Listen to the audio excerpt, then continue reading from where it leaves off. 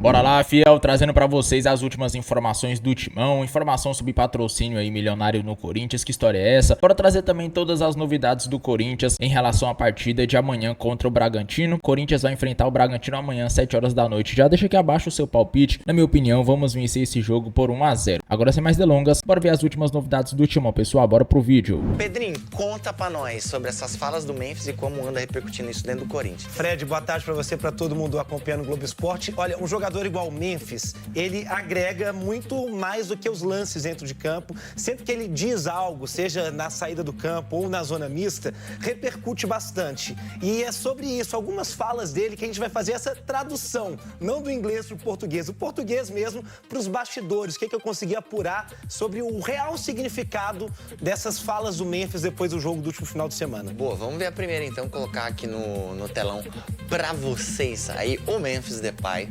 falando, sobre... Quer ler, Pedrinho? É sobre o que ele desejou quando veio pro Corinthians. Ele disse na zona mista que quer conquistar grandes coisas, que para conquistar... O que ele desejou quando veio pro Corinthians? Ele disse na zona mista que quer conquistar grandes coisas, que para conquistar grandes coisas são necessárias algumas mudanças que só as pessoas de dentro do clube entendem. Conversei com muitas pessoas de ontem para hoje, Fredão, e o que o Memphis quis dizer quando ele fala sobre mudanças que só as pessoas de dentro entendem?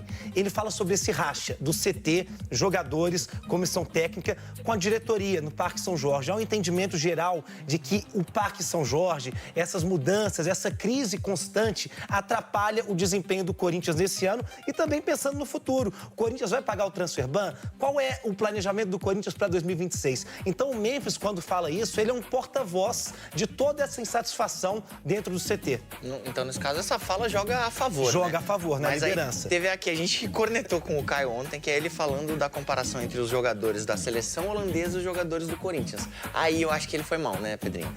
Aí tá dentro do pacote Memphis, Fred, que ele é sempre muito sincero. Ele estava 3 meses sem fazer gols e o que eu ouvi falar sobre o Memphis no dia a dia, de ser um cara que acompanha muito o mundo Corinthians. Ele conversa com influenciadores, ele acompanha direto a gente aqui no Globo Esporte, as notícias no GE. Globo. Então ele estava muito incomodado, porque ele sabe o tamanho da corneta, o tamanho da expectativa que tinha em torno do Memphis. E claro, 3 meses sem fazer gol para um atacante, você não é pelada da TV Globo que faz 5 gols todo jogo igual você faz, né?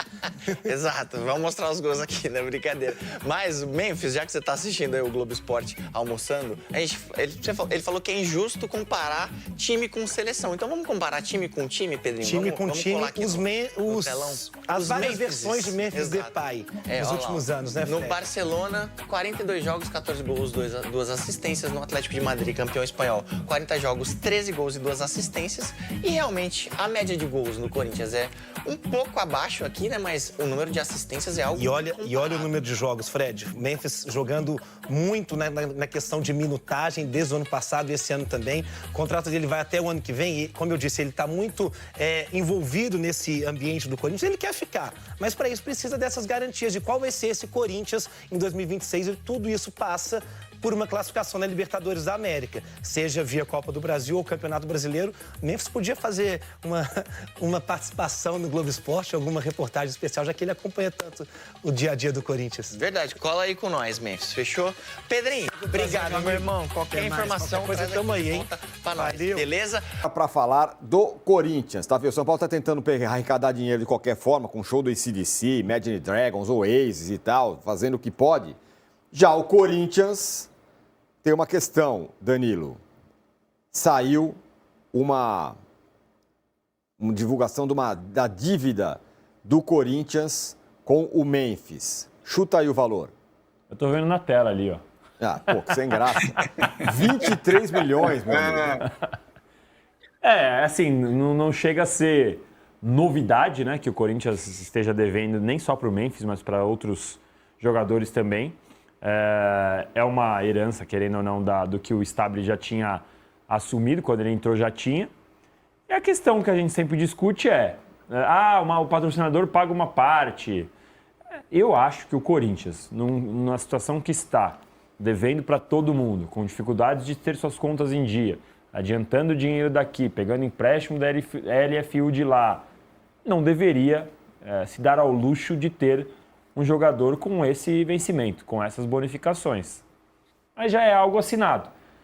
O corintiano aparentemente gosta da faixinha e gosta do Memphis porque subiu na bola. Eu acho que o custo-benefício é extremamente prejudicial ao Corinthians. E aí, bom, reportagem da craque Lívia Camilo e do craque Fábio Lázaro. Arnaldo, 23 milhões, tá bom ou não? Nem pode fazer 5 shows do AC/DC que não consegue pagar. Eu acho que essa é a incoerência, a incongruência. Mas vamos lá. Pergunta para vocês, direta. No campo, ele tem feito mais do que vocês esperavam? Desde que foi contratado? Pra mim tá no lugar que eu imaginava. Uns joguinhos bons, outros nem tanto. Eu acho que ele é mais performático do que decisivo. Ele teve pouco jogo que ele colocou embaixo do braço, né, Arnaldo? Que ele falou, esse jogo é meu. Isso, é exatamente o que eu acho. Então, mas eu acho que ele nunca foi exatamente esse jogador. O que me impressiona é que ele tem sido constante, de alguma forma. Ele tem ficado fora de poucos jogos. Ele tem se machucado pouco. Né? Agora, esse ano, sim, uma certa divisão entre seleção e time, sim, né? Que o ano passado não teve. Mas, assim, agora, é isso. Não cabe, é como o Danilo falou, simples assim, não cabe no momento atual do Corinthians. Né? Não cabe um jogador com esse custo. Né? Eu vejo o corintiano satisfeito com ele pelo que ele faz em campo. Mas assim, parece uma bomba relógio a explodir, né? Enquanto o time for conseguindo tocar de lado tal, mas ele fica meio refém do jogador, né? Tá muito desfavorável a situação do clube para um jogador quando você deve 23 milhões a ele e tudo mais, essa situação toda, né? Bom, a premiação da Copa do Brasil, que o Corinthians está na semifinal, é a seguinte: quartas de final ganhou 4.740 milhões. Por chegar na semifinal, 9.922 milhões. Se for vice-campeão, 33,75 milhões. Se for campeão, 175 milhões, sendo que uma parte dessa premiação vai para o Memphis também, não é isso? De acordo com o contrato. O contrato do Memphis tem sempre uma parte, sem contar o bicho, que é normalmente dividido com todos os atletas, imposto e tal. Então não dá para a gente fazer essa conta simples assim. Não, ganhou 100 milhões, vai pagar. Não é exatamente assim. Mas aí tem um outro ponto, né? A gente fala bastante do dinheiro e das dívidas aqui. O torcedor médio, ele vai comemorar a Copa do Brasil e não quer nem saber da dívida, né? Estava conversando ontem mesmo com um amigo corintiano, Bruno Sanches, aqui, ficou um abraço para ele. Estava conversando, ele falou, quem diria que o Corinthians pode terminar o ano com 2 títulos? Falou, cara, sabe qual é o problema? O Corinthians pode terminar o ano com o Campeonato Paulista e a Copa do Brasil. E o ano que vem, se continuar assim, vai de novo disputar a parte intermediária do Campeonato Brasileiro, vai de novo correr o risco de cair na pré-Libertadores, porque o Corinthians não dá sinal de que vai melhorar e vai se organizar e vai se estruturar. Vai ficar nessas, ganhou o Paulista, ganhou uma Copa do Brasil. Aí, ano que vem, disputa de novo, 11ª, 10ª colocação, cai na fase de grupos, cai na pré-Libertadores, aí joga a Sul-Americana, eliminado na semifinal, fica ali num mata-mata, tenta ganhar a Copa do Brasil. E a gente não está falando de um time médio, a gente não está falando de um time sem receita, a gente está falando de um time que, quebrado do jeito que o Corinthians está, fatura mais de 1 bilhão e que se recusa a se organizar. Então, sei lá, eu acho que a gente normalizou e os torcedores do Corinthians normalizaram uma situação que para mim é absurda, que é o Corinthians estar nessa zona aí. Zona do meio da tabela, cai na pré-Libertadores, tudo bem, disputa Sul-Americana e tenta ganhar a Copa do Brasil. Agora, a gente estava aqui detonando, falando bastante sobre essas questões dos shows no Morumbi, AC/DC e tudo mais e tal. Vamos combinar que são situações... Os dois times estão em situações difíceis, né? Difícil. Os dois times estão em situação difícil. Mas é uma coisa incomparável, pelo menos à primeira vista, sim. Onde está o Corinthians, onde está o São Paulo. Na UTI entubado, o outro é a semi-intensa, sei lá, sabe assim? Uma comparação para mim é isso. Não é? A gente pode reclamar das questões do São Paulo, mas pelo menos o São Paulo está tentando ir para um outro lugar, né? Sim, mas eu acho que com muita... Como eu definiria? Com muita indecisão, pouca clareza, pouca efetividade, pouca transparência. Pouca coragem, né? Eu diria, viu, Arnaldo? Pouca estratégia. Então, eu acho que é louvável que o São Paulo não vá por tudo ou nada e não quebre. Porque talvez fosse a a tendência para esse ano se a coisa continuasse daquele jeito. Mas é necessário ter cuidado com todos os detalhes, como teve lá o Flamengo no início, você sempre fala, Tiro, né, no plano de recuperação, foi muito mais efetivo o plano de recuperação do Flamengo, muito mais transparente, e assim, o Danilo falou da perspectiva do Corinthians para o ano que vem, a perspectiva do São Paulo qual é? É continuar nesse progresso mínimo, passo a passo, ou esse progresso mínimo em termos financeiros é só mediante a venda de 6 jogadores da base por ano, né? Qual é o fim dessa história? Qual que é o plano que o São Paulo tem? Isso não está claro até agora, né? O que está claro é que o São Paulo livrou um monte de transfer ban na frente dele, ele não está insolúvel, ele está mais viável para ser negociado, né? Se você for espremer. O Corinthians é, de fato, uma bomba relógio. Porque é mais do que o Michael dando entrevista, dizendo que para ele, para os jogadores é horrível, toda hora vê a manchete do Corinthians e tal. O Maicon, cria do Corinthians, falando, não sei se eu fico, não sei se eu quero ficar, porque... Além da dívida com o Memphis, o Corinthians tem uma lista de débitos com antigas contratações em valor que já totaliza 125 milhões. As dívidas são as condenações da FIFA por acordos não pagos de temporadas passadas. Entre os nomes estão Félix Torres, Rodrigo Garro, Maicon, José Martínez, Charles e o Matias Rojas, que nem está mais no Corinthians. Então, os débitos outros que o Corinthians tem aí, fora transfer ban e tudo mais. O Corinthians conseguiu a manha de tomar um transfer ban nacional, cara. Então, não é pouca coisa. Daqui a pouco, se continuar nessa pegada, vai perder ponto, né? Pela regra. Tem que ter 2, 3 janelas, aí vai demorar um tempinho, mas é um negócio absurdo. Bom, rapaziada, é o seguinte, o Corinthians, terceira vitória seguida, diante do Grêmio, 10º colocado e já olhando pra frente para um possível G7, quem sabe, vaga na Libertadores ou pelo menos pré-Libertadores e ganhando o calendário no ano que vem, uma possibilidade bacana de você, quem sabe, né, chegar na fase de grupos, viver um ano de 2026 melhor do que foi 2025. E olha que 2025 ainda nem acabou, ainda tem coisa para acontecer. Mas enfim, eu acho que tem perspectivas interessantes. E aí diante do Bragantino, que tá numa fase danada o Bragantino, hein? Nossa Senhora, joga em Bragança Paulista, 7 da noite nessa quarta-feira, um jogo totalmente vencível pelo Corinthians, que já superou o Mirassol, o Vitória no Barradão e agora o Grêmio na Neoquímica Arena. Ou seja, adversários, em tese, melhores do que o Bragantino nesse momento da competição. Que contratou o Wagner Mancini, o Mister Rebaixamentos, para essa reta final. Algo meio inexplicável, ou seja, o Corinthians tem que aproveitar. E também se valer da sua máxima, né, do Corinthians Prime. O Corinthians, quando tem Memphis, Garro e Yuri, tem um aproveitamento espetacular, absurdo, né? Eles não perdem. É muito difícil disso acontecer. Eu acho que, se eu não me engano, a única derrota deles no ano em campo foi contra o Barcelona em Guayaquil, 3-0. Aquele jogo que foi muito estranho, uma hecatombe, assim, uma coisa meio inexplicável. E aí falhas individuais que inclusive custaram, né, a eliminação do Corinthians na Libertadores. Mas foi a única vez nesse ano que, quando os 3 estiveram em campo, né, com o André Carrilho, quando o time titular esteve em campo, eles acabaram perdendo. De resto, cara, é só classificações, vitórias, superações e um aproveitamento muito bom. Só que agora o Dorival Júnior ele tem retornos muito significativos, porque diante do Grêmio ele encontrou um sistema que ele já vinha utilizado tanto no jogo contra o Mirassol quanto no jogo contra o Vitória, que é a utilização de um terceiro zagueiro e, no caso do jogo contra o Grêmio, o Fabrício Angileri. Agora, bom, ele já tem o André Ramalho retornando, já tem o Gustavo Henrique, já tem o Tchoca, mas ele tem o Ranieri. E o Ranieri, muitas vezes, quando o Dorival opta por uma linha de 4 teórica, o Ranieri é esse cara, que muitas vezes baixa para um terceiro zagueiro e pode ser um híbrido, né? Um volante / zagueiro.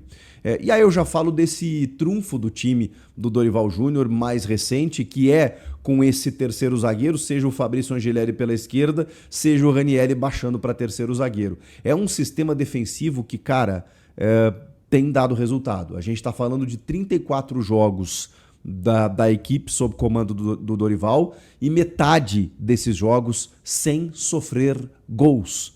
Essas 3 vitórias consecutivas são vitórias sem sofrer gols. Cara, isso é fundamental. Você pega qualquer estatística de um campeão brasileiro, ele vai ter a melhor defesa. Bom, o Corinthians, eu nem preciso falar isso pro corintiano, né? Porque se eu falar isso pros times do Tite, do Mano Menezes, aqueles gloriosos, né? A galera vai saber do que eu tô falando. Times que priorizavam a defesa, mas nem por isso deixavam de jogar, de atacar. Porque aí eu tô falando do Mano, do time que tinha Ronaldo Fenômeno. Tô falando do Tite de 2015, com Jadson e Renato Augusto. Tô falando de times que priorizavam defesas, mas que também sabiam atacar. É o próprio Carille de 2017, né, que muita gente trata como retranqueiro, mas tinha um Jô iluminado, tinha um Rei Driguinho fazendo chover. Então, assim, não é só a defesa, mas a defesa é o pilar de tudo isso.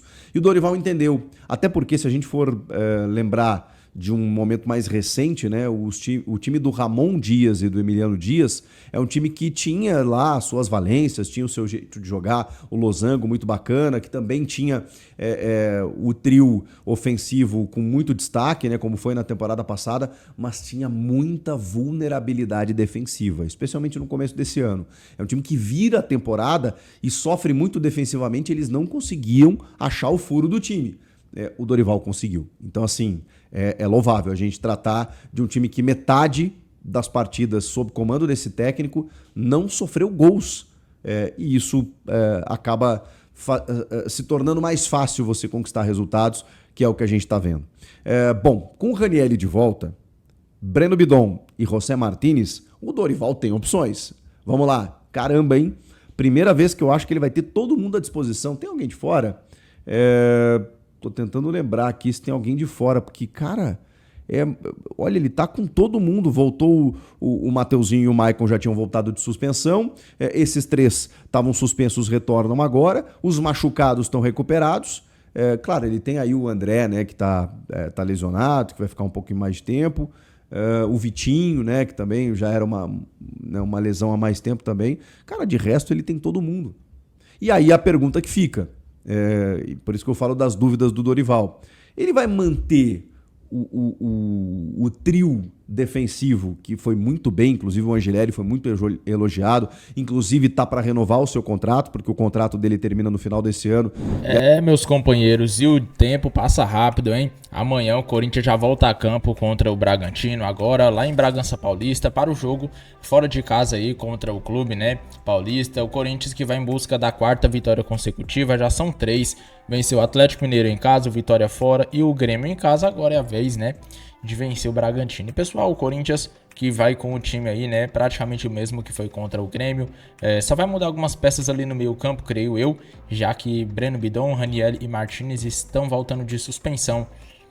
No meio campo eu acredito que o Charles não deve jogar, eu acredito que o Carrilho não deve jogar também, porque já jogou, né, se eu não me engano, um tempo e meio contra o Grêmio, então ele tá voltando de lesão agora, é muito perigoso. Então vamos ver o que vai acontecer, né? O Corinthians que precisa dessa vitória, eu acredito que tem tudo para ganhar. O Corinthians é um time que aparentemente se entrosou de vez, né? E vamos torcer para dar certo aí e vencer o Bragantino. Comenta aqui abaixo qual vai ser o seu palpite, hein? E para mim vai ser 1-0 para o nosso timão. Pessoal, também informação sobre Memphis aí, não tá muito satisfeito, né? Ele falou que quer permanecer no Corinthians, mas vai depender do que acontecer dentro do clube até o ano que vem. Ele que tem contrato até o meio do ano de 2026 e falou aí, né, que dependendo de como estiver o ambiente no clube, ele renova. Caso contrário, não fica. Isso é um alerta já, né, para a diretoria. Ele quis dizer o quê? Se o clube não tiver mudanças, continuar nessa polêmica aí, né, politicamente, ele não fica. Isso serve não só para ele, né? Ele falou pelo nome de todos. Ninguém quer ficar num clube ali mal gerido, então vamos ver o que vai acontecer. Tomara que ele renove o ano que vem. É um cara que, apesar do salário alto, joga muito, né? Se a gente for ver as participações de gols e assistências, é muito alto aqui no Corinthians. Então vamos torcer, né, para que dê tudo certo e ele renove com o timão. Comenta aqui, pessoal, o que você achou de tudo isso. Eu fico por aqui, um grande abraço e até o próximo vídeo, galera.